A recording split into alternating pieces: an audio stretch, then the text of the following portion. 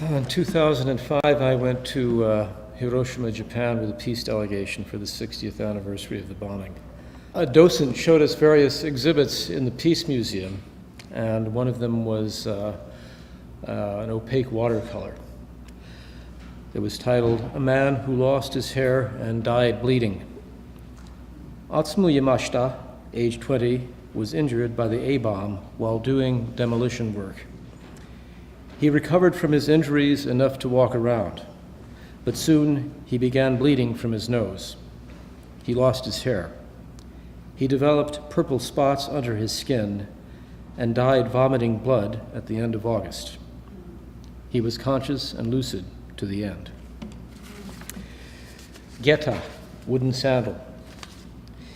Miyako Inoue, age 13, first-year student at Municipal Girls High School, was 500 meters from the hypocenter helping to clear a fire lane. Her mother searched for her day after day, but could never find her corpse.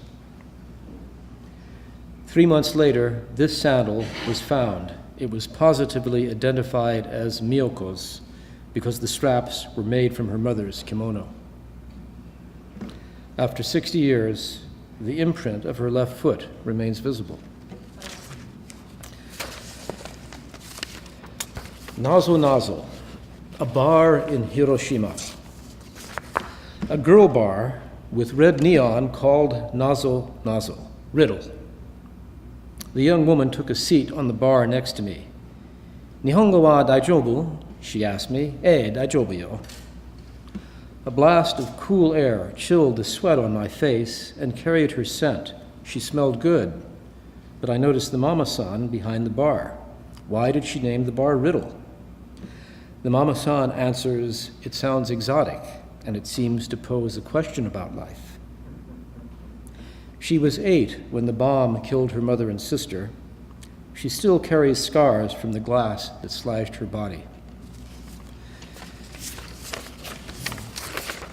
And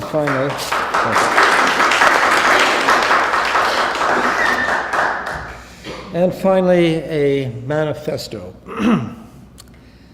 The penitentiary of the instincts. It is not without significance that animals in the zoo are captured and brought against their wills to this, the penitentiary of the instincts. The contemptible slavery that humankind too readily tolerates and allows to dominate its existence provokes an immediate revulsion, a profound disdain, a cataclysmic resistance among these animals of grace and savagery. Here in the zoo, in this place of hypnotic fascination, human beings come to see their own instincts caged and sterilized. Everything that is intrinsic to humankind, but smothered by capitalist society, reappears safely in the zoo. Aggression, sexuality, motion, desire, play, the very impulses to freedom are trapped and displayed for the alienated enjoyment and manipulation of men, women, and children. Here is the harmless spectacle in which everything desired by human beings exists only to the degree that it is separated from the reality of human existence. The cages are merely the extensions of the cages that omnipresently infest the lives of all living beings. Here, the animals are placed in the unnatural habitat of a society unnatural to itself.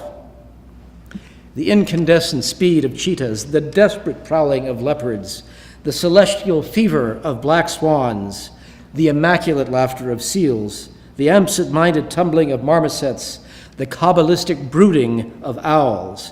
These veritable emblems of grandeur are imprisoned, severed from the past and the future, and turned into empty shells of a previous joy. All that has been natural and a source of pleasure for animals has been converted into the performative slavery of a zoological Bastille. Ability has been made the toil of suffering.